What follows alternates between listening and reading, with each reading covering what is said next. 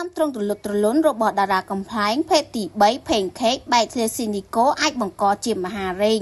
ខប់តែឃើញតារាកំប្លែងផេងខេកបង្ហាញដើមត្រង់ទលុតត្រលុនយ៉ាងស្រស់ស្អាតឲ្យមហាជនបានឃើញតែពេលនេះដើមត្រង់នោះកំពុងមានបញ្ហាអាចបង្កទៅជាមហារេងក្រោយពីនាងយកចិត្តទុកដាក់ថែទាំសុខភាពតារាកំប្លែងភេទទី3ផេងខេកកំពុងមានការព្រួយបារម្ភជាខ្លាំងបន្ទាប់ពីទៅពិនិត្យរោគវិនិច្ឆ័យនៅមន្ទីរពេទ្យមួយដោយបានប្រាប់ថានាងថាបែកធ្លាស៊ីវីកូតដើមត្រង់ផេងខេកថែមទាំងបានរៀបរាប់ថាមួយរយៈប្រមាណឆ្នាំចុងក្រោយនេះគិតតែពីការងារទោះបីក្តៅរងាក៏មិនហ៊ានសម្រាកព្រោះតែការបង្កិច្ចប៉ុន្តែភ្លេចមើលថែសុខភាពខ្លួនឯងរហូតដល់មួយរយៈពេលចុងក្រោយនេះក៏ចាប់ផ្ដើមមានអាការៈមិនស្រួលខ្លួនពីមួយថ្ងៃទៅមួយថ្ងៃក៏បានទៅឆែកសុខភាពមើលក៏ឃើញថាមានបញ្ហាទាក់ទងជាមួយនឹងស៊ីលីកូតដើមត្រង់បែក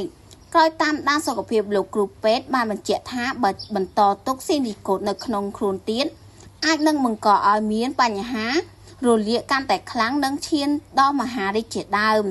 ក្រោយពីបានឃើញផេងខេកបង្ហោះការព្រួយបារម្ភបែបនេះធ្វើឲ្យអ្នកគាំទ្រជាច្រើនបានប្រសាជូនពរនាងព្រមទាំងជំរុញឲ្យនាងប្រញាប់ទៅវាកាត់ចេញដើម្បីកុំឲ្យហួសពេល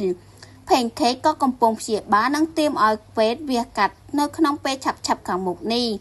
គួររំលឹកផងដែរថាតារាកំប្លែងផេងខេកបានធ្វើការវាកាត់កែសម្ផស្សរាប់មិនអស់នាងព្រមទាំងបានកែភេទទៅជាមនុស្សស្រីពេញលក្ខណៈផងដែរផេងខេកថែមទាំងបានបញ្ជាក់ប្រាប់ផងដែរថានាងចេញសារខាងលើគឺដើម្បីដាស់តឿនចង់ឲ្យបងប្អូនទាំងអស់គ្នាកុំគិតតែពីរឿងការងារត្រូវគិតពីសុខភាពផងដែរ